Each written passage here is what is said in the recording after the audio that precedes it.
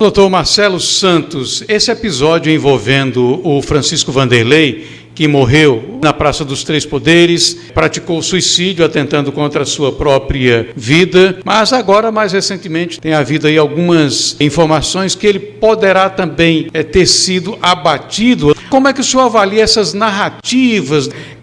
Uma estratégia muito bem articulada, mas que não convence a pessoa que dispõe do mínimo de percepção. Não é necessário que a pessoa seja expert em direito para perceber que, de fato, é mais uma narrativa, mais um eufemismo. A gente chama também de malabarismo semântico por parte, como muito bem caracterizou a professora Denise semana passada, por parte dessa mídia militante, que não tem compromisso nenhum com a verdade, muito menos com o país. Então, esse fato em si, que de extraordinário não tem nada, Ivan, ele serve de gancho para uma discussão mais ampla, um debate mais amplo em torno de qual é o real papel da mídia, dos veículos de comunicação. Nós falamos aqui recentemente sobre os pressupostos técnicos jurídicos para as concessões públicas dos serviços de telecomunicações. Como nós sabemos, grande parte, se não a integralidade dos veículos de comunicação deste país, e aqui inserem-se veículos de TV, de rádio, a mídia impressa, ou seja, pertence a conglomerados privados empresariais. Por aí já se conclui: o lucro é, sem dúvida alguma, o rendimento, a oferição de lucros e rendimentos é, sem dúvida alguma, o principal foco desses grupos, desses conglomerados. Será que esses grupos eles têm realmente um único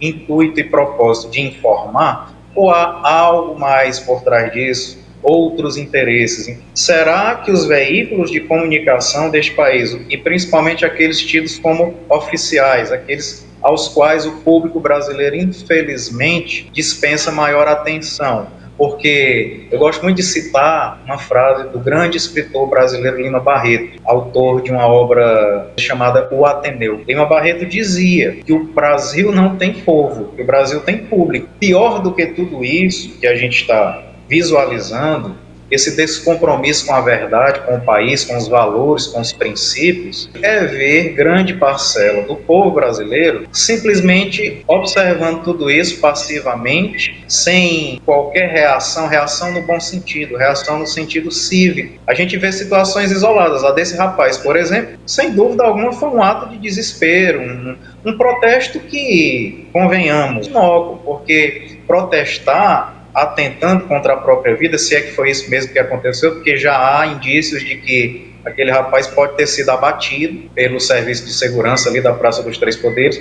Já há alguns vídeos, através de ângulos tais e quais, que demonstram que entre o intervalo do lançamento de um rojão e outro, ele foi admoestado pelo serviço de segurança e em seguida, muito provavelmente, pode ter sido abatido a ponto de cair sobre aquele fogo, né, do rojão, e isso ter resultado na própria morte dele. Bom, se foi suicídio ou não, se foi homicídio ou não, isso não importa, mas a professora Denise, que é, ela sim, uma expert em matéria jurídica, a professora Denise descartou, quinta-feira passada, de maneira objetiva, lúcida, todo esse concurso de narrativas, de conjecturas, de uma forma muito simples, por ser conhecedora do direito. A doutora Denise muito bem resumiu: um crime de perigo comum. Não era para ser motivo de tanta conjectura, de tanta narrativa, de tanto eufemismo. E outras situações de cunho coletivo, danos, dentre outros tipos penais praticados coletivamente contra o patrimônio público, inclusive resultando em morte, não ganham essa proporção toda. Então, o que a gente vê é isso: os meios de comunicação estão descumprindo à risca, de maneira notória, incontestável,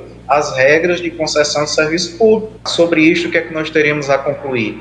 Que, de fato, é necessário que haja até uma revisão desses contratos de concessão de serviço público de telecomunicação, porque a grande maioria dos veículos ditos como oficiais de comunicação estão descumprindo à risca todas as diretrizes constitucionais que versam sobre as concessões de serviço público, dando margem, inclusive, a não renovação dessa concessão, como aconteceu em 2022, o presidente Bolsonaro, à época, deixou claro que, a permanecer essa situação, a concessão, por exemplo, do serviço de concessão da TV Globo não seria renovada. Então, isso foi preponderante naquele momento para toda aquela articulação, para toda aquela farsa, né, das eleições de 2022, porque um dos grandes receios dos grupos de comunicação desse país, privados, foi exatamente não terem seus contratos de concessão renovados, o que para eles representa muito em matéria de perdas. Então é necessário que a população atente para isso, não se deixe levar por essas conjecturas, por esses eufemismos, essas narrativas, porque de fato há muita má intenção por trás disto.